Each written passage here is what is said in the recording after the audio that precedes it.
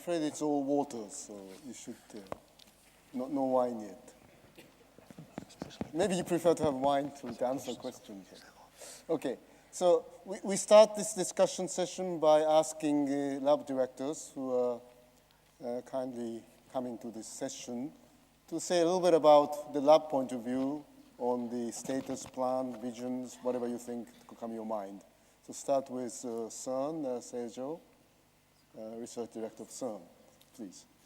Thank you, Tetsuya. It's very easy after Manfred has said all the things. He's just given us homework, and then we have in the next 5 years just to execute his homework and prepare for later on.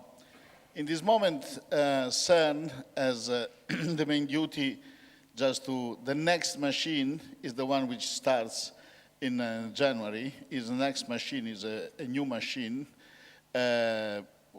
which is a very demanding one. We have just to demonstrate that we can keep rolling like we did at 7 and 8 TV, and it won't be easy. In the meantime, we have just to prepare for a thing which is coming immediately after, which is the first upgrade, the big upgrade of the experiment. And we are concluding all what we have done already for the preparation for that, for making sure that the funding agency are fully inside the scheme, that the international agreement on the future are being done. And this needs just to be completed soon, in the next 1 year or so. So we are very busy. Then, as always, we have just to juggle these two things. A place like Cern cannot have only a single place where just to put all the odds. So we have just to keep running with all our diversity program, which means the fixed target experiment, the new infrastructure that we are setting up, like Elena for the antimatter, like the high intensity, high energy is all the, and have always a small part free for new ideas. There are people coming to the scientific committee with ideas which are not as big as our mainstream plan, but they might be very relevant in this moment in which we look for things. And this has just to be kept inside a fixed budget defended in front of our stakeholders, which is the member states. But all in all, I think is a very good period for CERN and for physics at large, because this convergence between the fact that we are competing and collaborating with all the other region, it is a very positive, sets a very positive stage. Of course, the next year, physics will dictate where we have just to go. So one of the main things that I think is necessary for the laboratory is just to keep pushing and keeping flexible for adjusting to that. Okay, thank you very much. Then we move to Nigel. Okay, thanks. Let me thank Ian Shipsey for a fantastic summary of the U.S. plan. So I'm not supposed to say I'm going to align with it, but I'll say it anyways. We plan to align with this program. So the challenge will be the implementation. And from my perspective, if you think about the global plan idea, you know, the U.S. will make major contributions to the LHC, both in the experiments and the accelerator. At the same time, we're looking to make significant contributions to the ILC. And at the same time, you want to have a healthy national program. Now, if you just look at the history a little bit, you know, Fermilab's Tevatron was a very successful program over 20 years. It was the high energy frontier, but now that's over. And so the question is, what is next for the U.S.? And I think we hear hints of it every now and then, that it's important for the world program that the world's largest economy has a healthy particle physics program. And that's our goal, is to have a healthy program and at the same time support the international program. So I would say that's a challenge that we're we're facing now.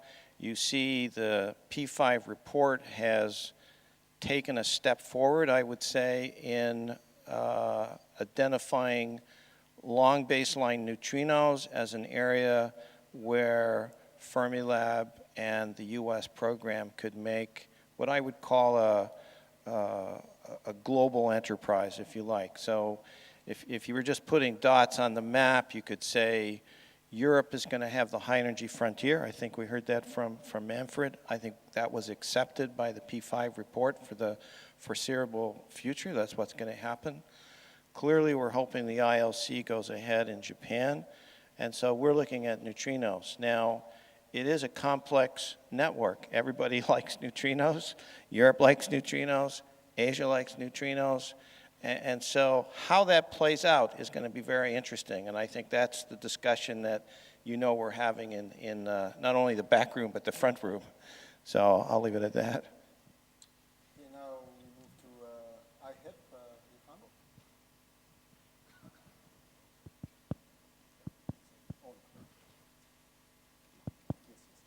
So, particle physics in China started only about 30 years ago. We started from BPC, which is a Tau-Cham machine. And over the last 30 years, we moved from BPC to BPC2. And this machine will finish its operation roughly in the 5 to 10 years from now. So actually, we have been looking forward and trying to find what is actually the best machine for us in the future. On the other hand, over these 30 years, the Chinese economy has been grown up by almost the factor of 30 to 50. So naturally, you would imagine that you need a much larger machine than a BPC.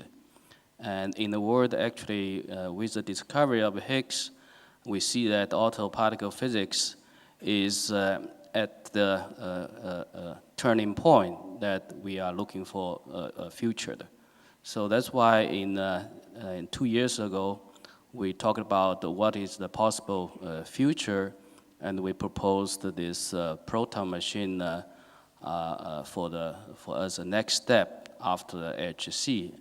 But in China, still we clearly understand that we need something in between, and the machine of 20 years from now is not feasible, and you cannot just talking about the project which is, say, 20 years from now. So we think that this lab plus HC approach actually is a great example, and we would like to follow. So that's why we had this idea of CPC plus SPPC as the next 20 or 50 years of program for China. We also believe that this is our best possible contributions to the particle physics in the world, and taking this opportunity of economic development in China, we should also contribute to the community and try to take a proportional sharing of resources to particle physics community. So that's why we had this proposal, and of course we are still facing a lot of challenges.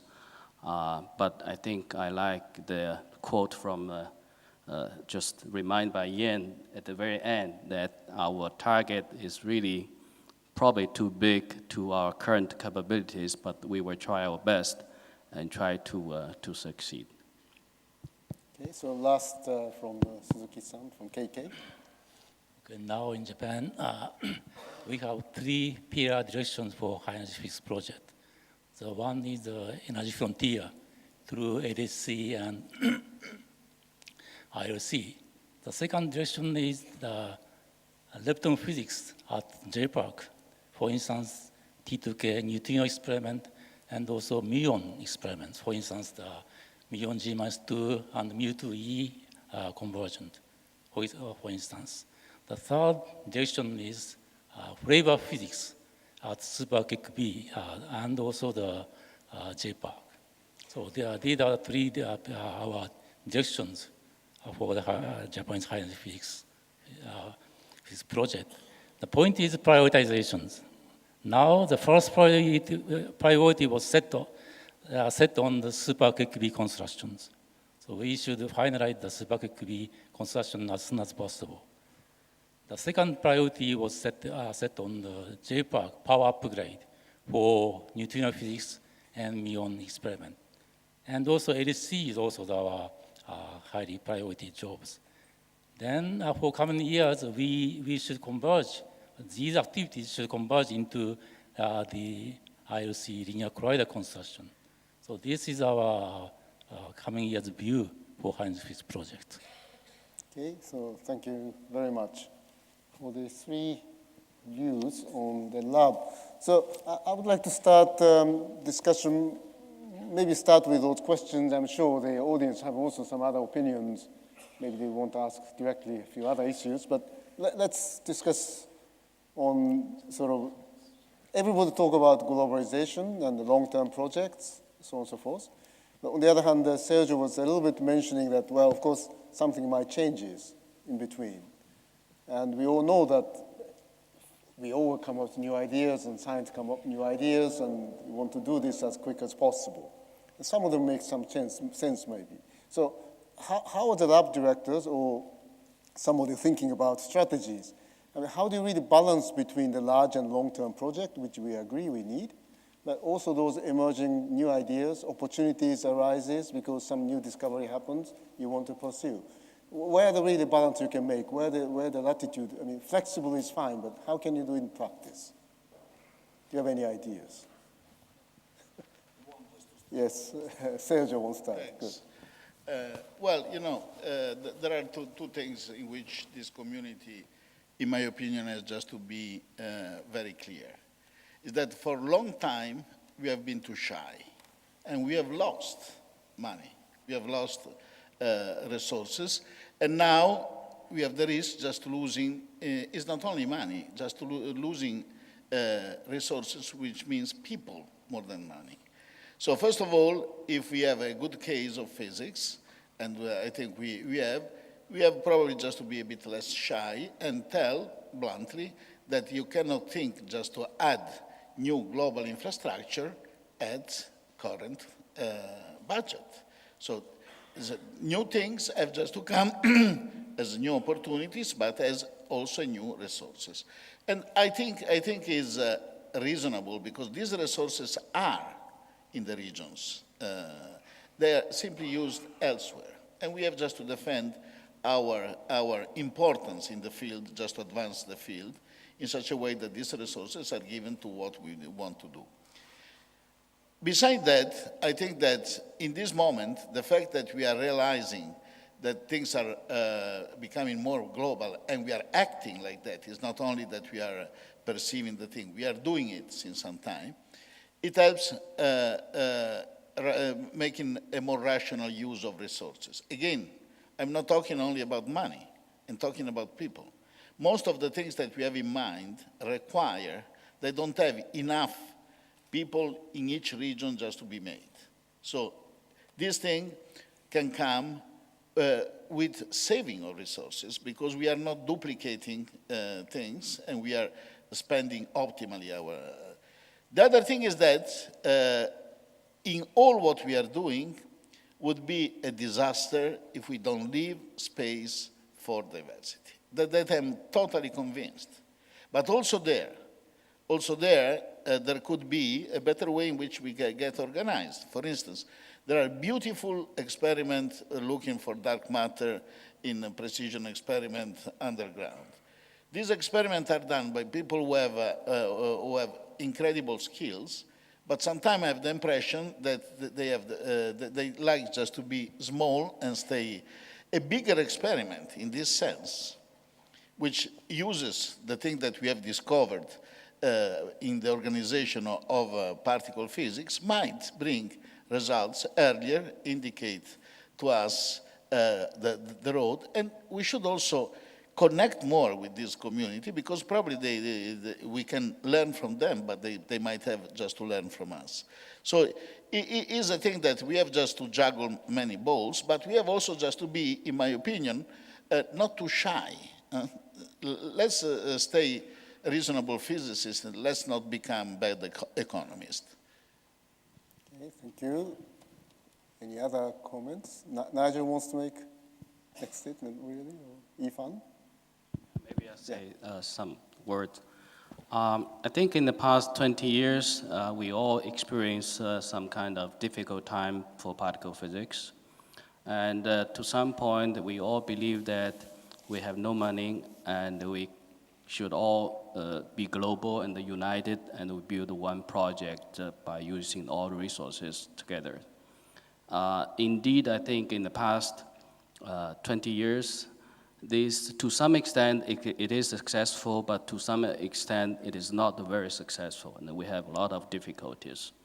I think a more healthy environment will be that we have multiple projects, and each region or each big countries can have their own projects, and every different regions, you help each other and have some healthy competition, and then push things forward. So if in the end, the particle physics world left over with only one gigantic project, nothing else, we are suicide.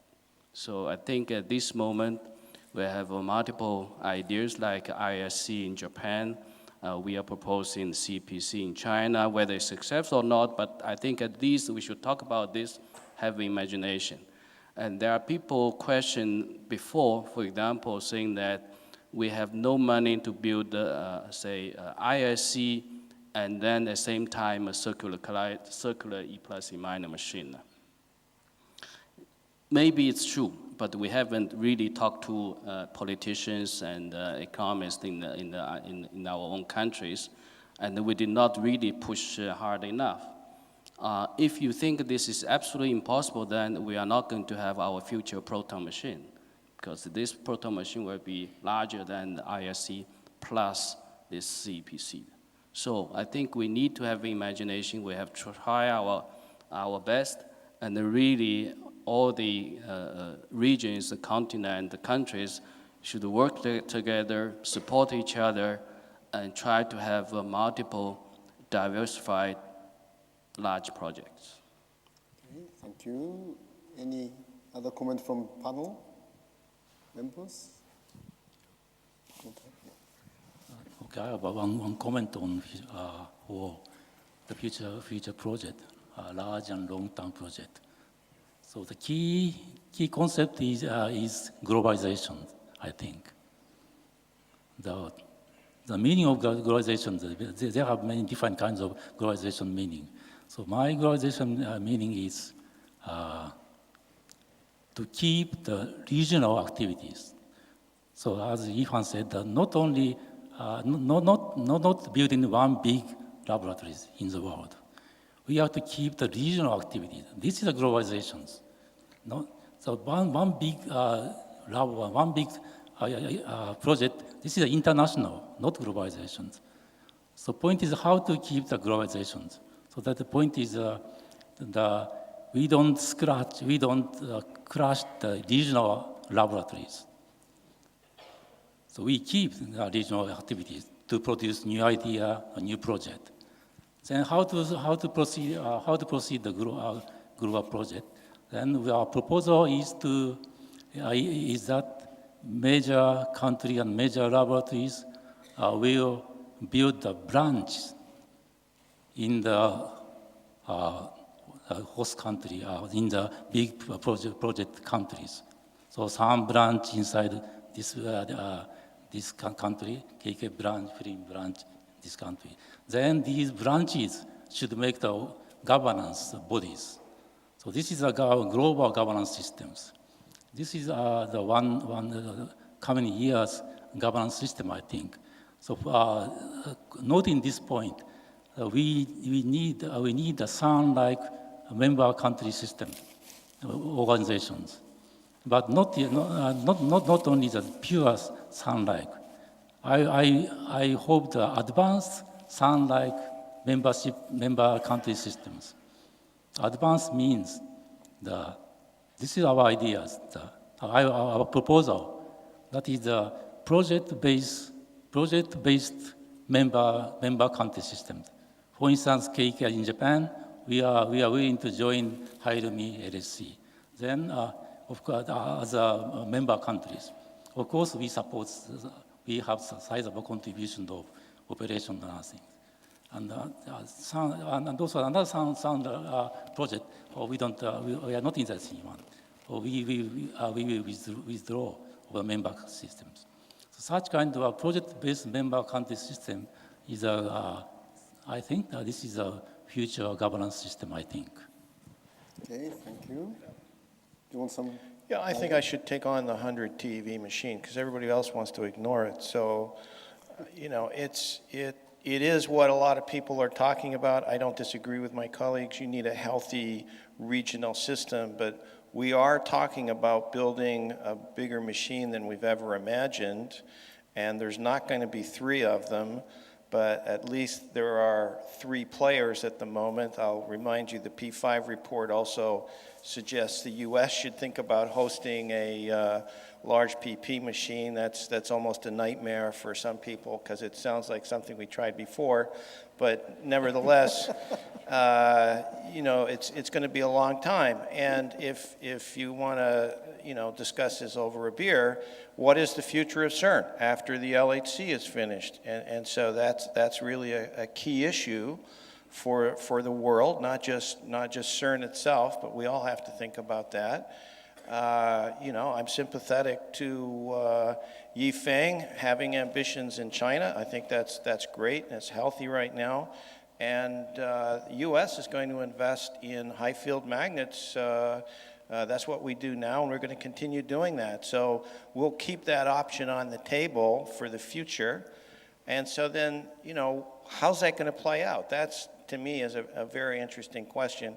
And the idea of using E plus E minus Higgs factory as a stepping stone, I think is a very clever idea. And as you know, we're working through that, how that plays out with ILC. So a lot of, you know, we can ignore these challenges, but one of the things you can say about particle physics is we do think globally now. I don't think too many other fields, I'm not sure if there's any other fields that think, maybe fusion thinks globally, but it's not a good example, thank you, but I think, you know, just the mere fact we're having this discussion, I think, is significant, and we should be able to work it out, but I don't think it's going to be that easy. Okay, Ian wants to say something? No, I think you just speak. They will. I wanted to come back to some other aspects of this first question about balancing large things with small things. If you look at the P5 report, for example, it does a good job of showing that there are opportunities at all scales, both in the Americas and beyond. And this is important for the future of the field. Because when you talk to people that are on CMS and Atlas today, many of the youngest members have never even seen the detector.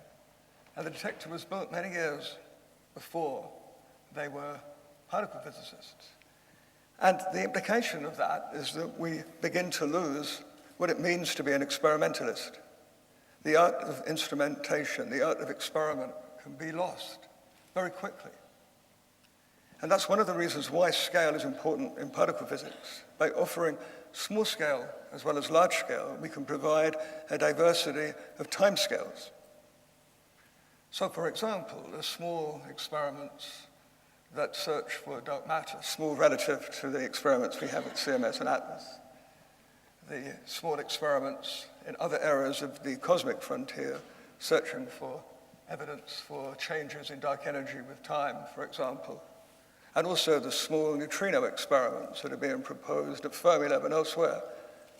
And the mu-to-E conversion experiment and the G-2 experiment are all much smaller scale than Atlas and CMS, and they provide a myriad of opportunities for younger people to help to build those experiments. And then, because the timescales are tractable, in some cases, to actually analyze the data and publish from them. And I think it will be important to continue to have small-scale experiments as we go forward. There are many others too, for example, kaon decays, with experiments like Na62 at Cern and so on. And then there's also the CMB now, which is at the moment still relatively small scale. And these all touch upon the fundamental nature of energy, matter, space, and time, and they're all part of our field of particle physics. In addition, instrumentation programs and accelerated physics programs provide plenty of small-scale opportunities to teach the art of experiment. And in those cases, they also lead to possibilities that could change the relative cost to power and energy of accelerators that will ultimately enable us to reach even higher energies than the 100 TeV we're talking about today. So scale is important, and we have to preserve it. And it's possible to preserve it because the small-scale things cost a great deal less than the large-scale things. And so as long as you make a compelling case, and as long as we work together across the regions, we can optimize our spending to make sure that globally we provide opportunities on all scales for the next generation and the generation after them, because they're the future of particle physics. Okay, yes, Manfred. Just adding to Ian's comment, he touched a very important issue, at least for me. We should not overlook when talking big, huge projects, that we need also to keep this community alive who builds these projects. Detector physicists, accelerator physicists, computer scientists, etc., etc. And these communities have also been kept alive at all sizes, at all levels, and in all regions. Thank you. Most probably that touches already sort of second point, how can we cope with the needs for the local research activities, while large facilities requires global resources. As Sergio also mentioned, that the place where you can find the resources for the small activities, emerging new ideas might be the regional resources. But of course, if the global facility try to suck all the resources, then all those are gone. So that's most probably the difficulty you all encounters, how you balance the really local resources to the small project while keep the global facilities going, I would guess. But do you have any comments from the audience at this point? Any opinions you want to express or questions? Yes, over there. Could you put the microphone? Do you have no microphone? I have to confiscate one from here. Okay.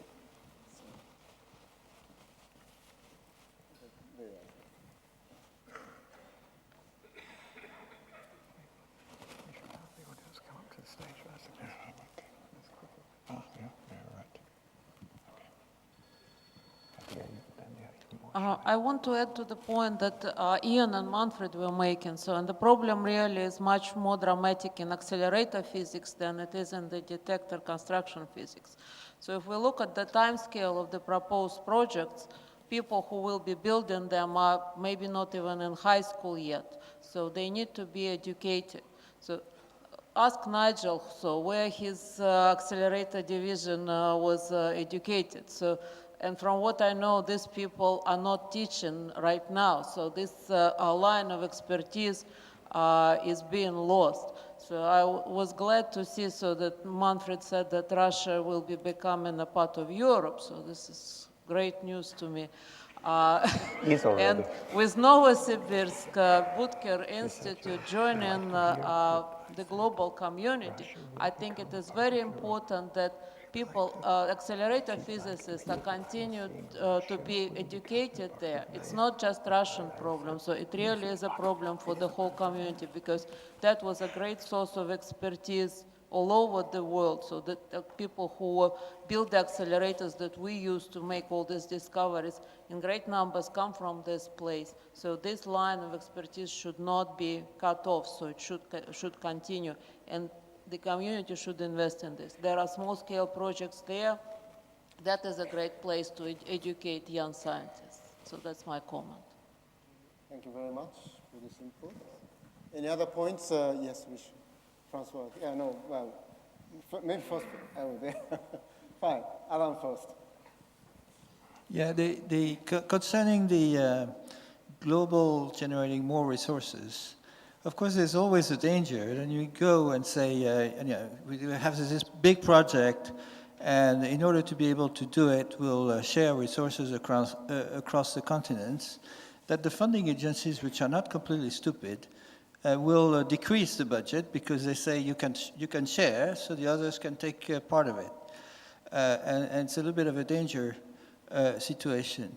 The projects in which I have been involved in which were successful were the projects in which there was a main host country or continent which was providing at least 3/4 of the resources and inviting the other scientists to come with some proper contributions. I'm not sure the more global perspective in which there would be bigger sharing than this would not expose to the risk that the foreign contributors at some point would consider that personal priorities would become more important and delay the projects. So I don't know what the directors and others would, how they envisage that global coordination at the level of the local versus abroad contributions. Yeah, I think I understand what you're saying, and if I don't, I'll pass the microphone to Atsudo to handle it. So I think we're embarking on an experiment with the ILC, for example. So I think we've all agreed that present science budgets are saturated with the existing set of programs on the table. And so Japan is going for new money for the ILC. That's certainly the strategy in the US, and it's my understanding it's the strategy in Europe. So when we talk about is unitarity something we hold for money, at the moment we are dreaming that we are able to, with sufficiently attractive projects, attract more money to our field. And that is a strategy we're going to try. It doesn't violate what you said, where there's a host country and they spend 3/4 or supply 3/4 or whatever. I think that's probably going to have to be true in the future too. But for now, I think our strategy is to try and raise more money for our field. More comments from panelists? No. Okay, maybe some question comes up. So yes, Francois. It's very much along the same line, right? One tries to, we have never done that, right? That's the first point. The only thing which looks like is ITER, as mentioned, but has nothing to do because it has not thousands of people, a community. So the problem we have is to reassure these communities which are potentially interested in this global project, ILC, and then the 100 TV are obviously the projects we want to have global, if I understood well. And succeeding, as an example on ILC, is the first step to be able to be successful on the second one, right? And I must confess that although I am an enthusiastic, as you know, of ILC, I don't understand the mechanism by which you are going to succeed in this process. Because we have no experience about that, right? We can address to the Cern Council, you can address to P5, but when the European strategy and when P5 mention ILC, they say, we note with great interest that there is an ILC project, fine. And we are waiting to hear from our Japanese colleagues what they intend to do. But it's very, let's say, virtual approval. We don't have a way to implement that, which I don't think ICFA can do that.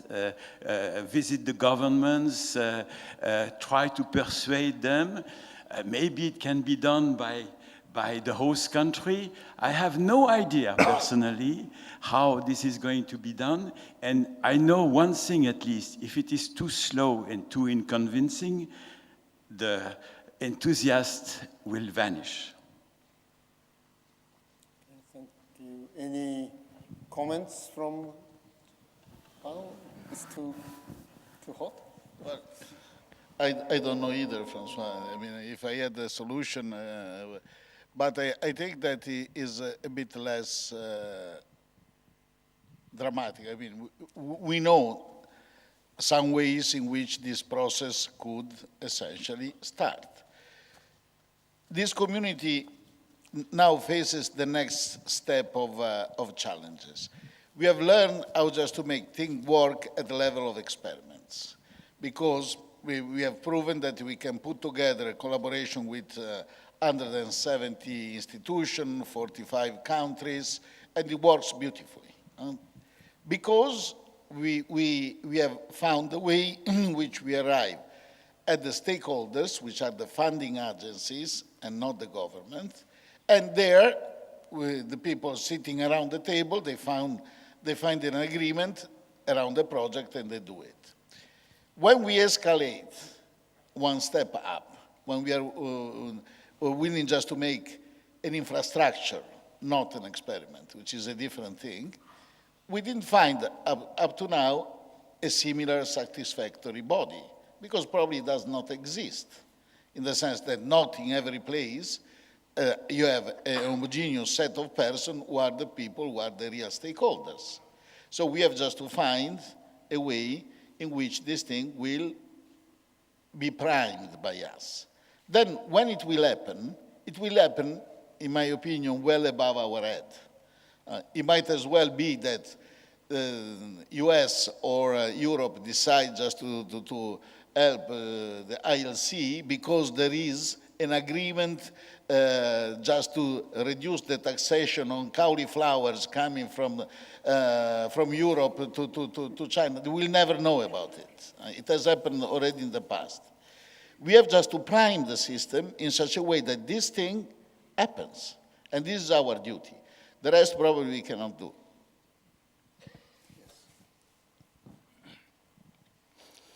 Okay, we are now facing on that subject. So we have to, in order to promote the big project, we have to convince the importance of this project to the public. Not only scientists, but also public. So the point is not only science importance, but also we are now thinking about applications of accelerators. In KK, we are developing the small size accelerator for applications, medical application, other applications. So we are now thinking about one accelerator in one family. So such kind of activity are essential to promote future big project. So we need such kind of extra field for accelerator applications. Both activities are essential for future project. Okay, there are two questions, three questions here and the two there, so start from Guido. When I want to joke, I say that since we don't have the money, we need a strategy, because if we would have had the money, we would have a plan, which is a much better, let's say, situation. What I'm afraid is that the worst enemies are not outside us, are not politicians, are not the public. I have the impression that the worst enemies are within the community and sometimes within ourselves. I think that we need, as soon as possible, I think in the next few years, maybe 5 years, not more, to have a next step fully defined and fully approved. I doubt that even LHC, even the plan for LHC, high luminosity LHC, will survive if we don't have the next step clearly defined. I don't think we are going to gather the best resources in the world in this current programs if there is no future. So future is the most important thing we have to define. But, and in this sense, I was enthusiastic as soon as our friends Japanese started immediately, even before the discovery, just when we had the first hints that something was happening, to produce an idea and to put forward an idea that was very ambitious and aggressive, is the right attitude. But then I was supportive of it, the ILC. But then I saw a mechanism immediately happening within the community, within our community, the Japanese community, but also the international community. Maybe it's not true, maybe it's technically difficult, maybe it costs too much. Some were afraid that if we would approve this project, other projects will suffer. And this is the real risk. Now I'm very happy to hear Yifang that is ambitiously proposing China could do something, producing a new circular lepton electron-positron collider. It's an excellent idea. It's an excellent idea that beyond this we look for an 80, 100 kilometers. This is exactly what we need to do. But I'm afraid that within our community there is our major weakness. And if we are not really fully convinced in these directions, we will never be able to convince the politicians or the general public. So I think that we have to dig into this and to explore this. And probably the reason why we are weak is connected to something that was mentioned by Christophe, by the way, quoting Michelangelo, that we are still a bit prisoners of the attitude that we would need another discovery to approve another machine. So in some sense, we are repeating the scheme that worked for many years in the last 20 years, but in my view, is not going to work anymore in the next 20, 40 years. We have to explore without being granted that we will have another major discovery tomorrow or in the next 20 years. It's a change of phase for which we must convince ourselves that it's worth to continue the exploration of matter, try to understand if the standard model breaks and when, without being granted that this will happen with the next machine. If we are convinced of this, then we might convince also the other people with whom we can talk. But if we are ourselves not convinced, it will be very difficult to define a strategy and to succeed. Okay, thank you. Maybe take another one, yes. Okay, so my comment and the question to the panel will be related to the comment which Nigel made about this next global project will be to some extent an experiment. But there were similar experiments in other branches of physics. Look, specifically, I will mention ITER, which is truly, again, global project with many countries involved, with pretty high budgets involved. So my question is, so how we can learn from projects which, again, cost a lot of delays, cost overruns, unhappiness in the national communities and international communities. So why and what guarantee, and it's better always to learn on mistakes of others than on our own mistakes. So what can be done to make global project in high energy physics truly successful? So what we can do differently than what was done in order to succeed? Okay, that's a challenge, I think, for you. Any answers? Well, it would be easy just to get libeled on that, but it's the first thing we would like just to know is how you get that sort of money based on a very thin scientific case. That would be, instead, I mean, I will refrain just from the easy picking to ITER. ITER was then successful because it sold the dream.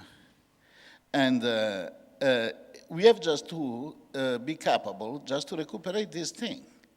We have just to convince the people that we are the cheapest life insurance that they can have for their future, is knowledge.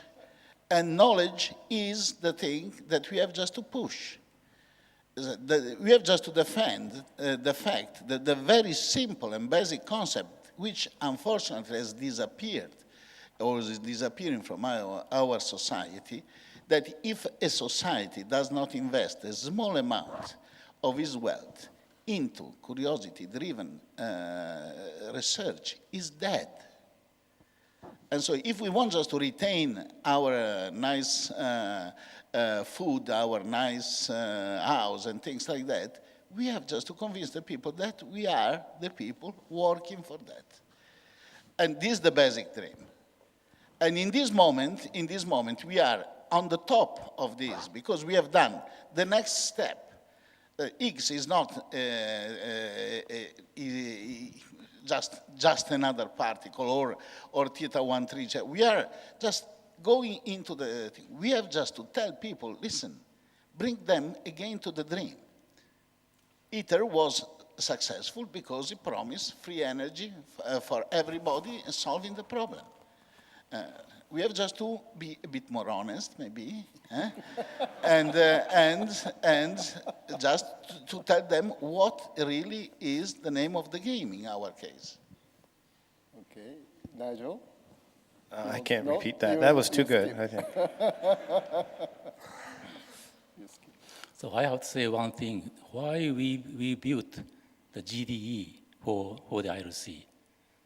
So the general design effort for R&D, R&D. So that is some learning from ITER. So we decided to finalize the technical R&D before releasing to the project to the bureaucratic persons. So we should finalize the technical design, R&D, and also governance model by scientists. Then after that, we send this project to the bureaucratic persons. This is our learning from ITER. Okay. Any other comments from? Nope. Yep, Ivan. I think we are facing a big challenge, and I don't think we have an existing solution to this very difficult problem. But we can learn from experience in the past, good or bad. I think one of the good experience, or the best experience we have seen, is Cern. It is an international organization, international projects, international way of management. ITER is done in a way very different from Cern, and we all see difficulties, troubles. But I think ITER has one thing we should learn is that they managed to sell, as Seijo said, the project to their governments, and in the end, they have the side bidding all the way at the very end. Because of the side bidding, very intense fighting for the site, in the end, the host country managed to, pay only 50%. I don't know whether it's good or bad in the end, but this is the fact. So in the future, how we should learn all of this from this past experience, I don't think we have a real good solution, but I think the site selection process by the ITER is a good way we should learn. And also the management the way by Cern we should learn, and also probably many other things. So in the end, I believe we should probably invent a completely new system for the future project. Okay, so Nigel can't we just saying something? Yeah, I'm just going to say that, I'm going to follow on what Sergio said. So there's theta 1-3, there's dark energy, there's the Higgs discovery. I think the field is on a roll in terms of the exciting science. If you find dark matter, the world changes the next day. So if that happens, everything changes. If the LHC makes a discovery in the next few years, that's going to change everything. So I think we've got the basics there to excite the public.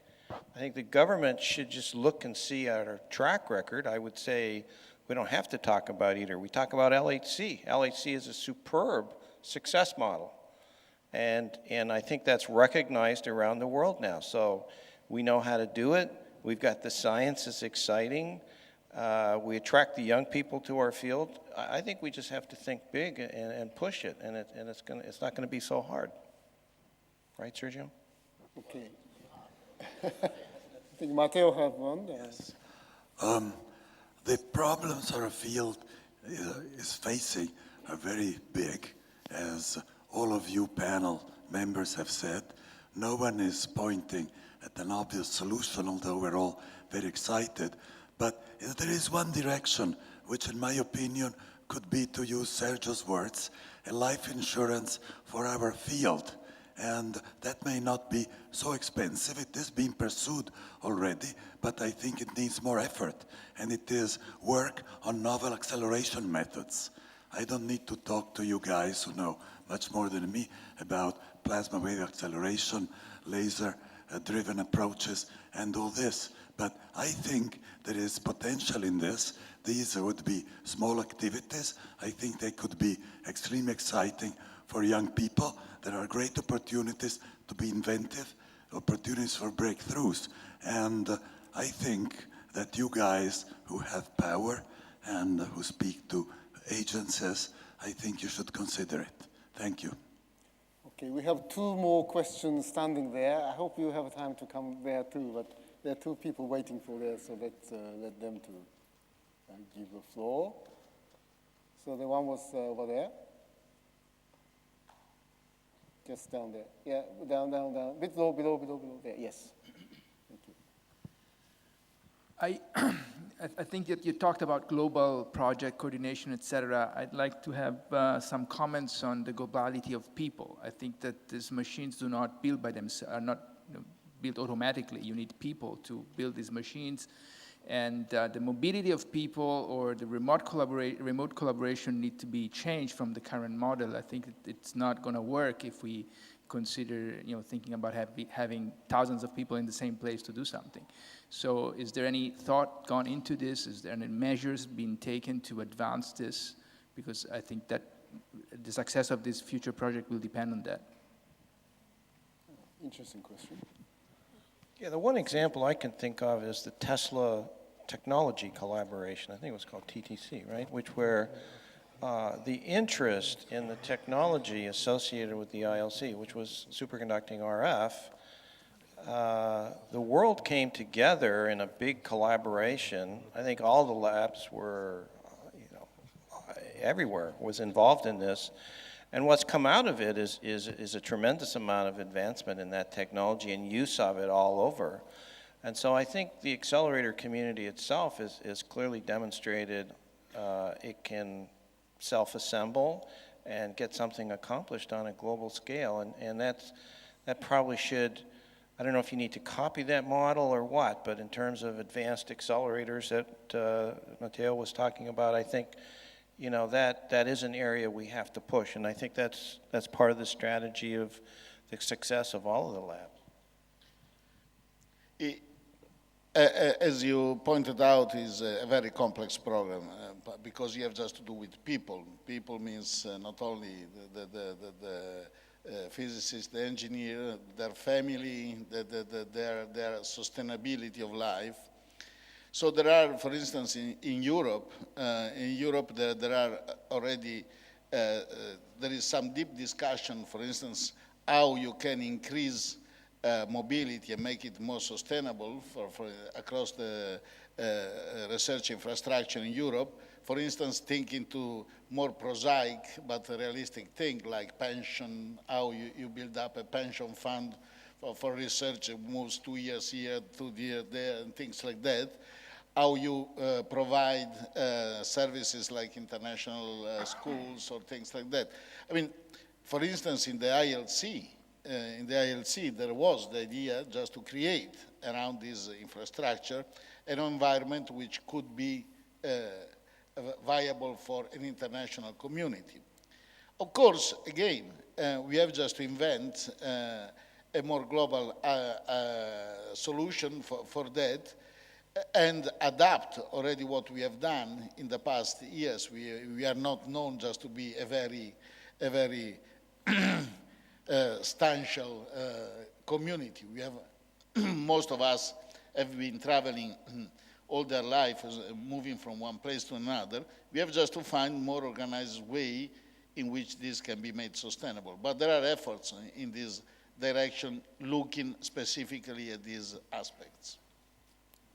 I think within Europe, in fact, it's not only particle physics, but in general, science, I think even the EU tried to encourage more easy way of moving, as far as I remember. Yes. Right? There's emotion on this within the European Union, as far as I know. Yes, the last question maybe since we are getting short, so maybe excuse me for this, but last question, please, or comment. Maybe it's already too late, but let me put another complication element in this complicated puzzle. The dark matter experiments and more in general experiments in the ground laboratories have been mentioned as part of the global picture. That is true, of course. But I think that the scale is completely different. You have to take into account that the scale factor, phenomena are not scale invariant. An experiment on double beta decay or dark matter now will cost between 30 and 50 millions. That is peanuts for some activity in an accelerator. That doesn't, this has an element that has to be taken into account. The two systems have to, I think, interact somewhere to optimize the resources that are clearly finite. For example, in the neutrino next generation experiment of neutrinos, even in this constraints, the long baseline beam are still sought to solve two problems. The problem of the sine of delta m squared and the problem of CP.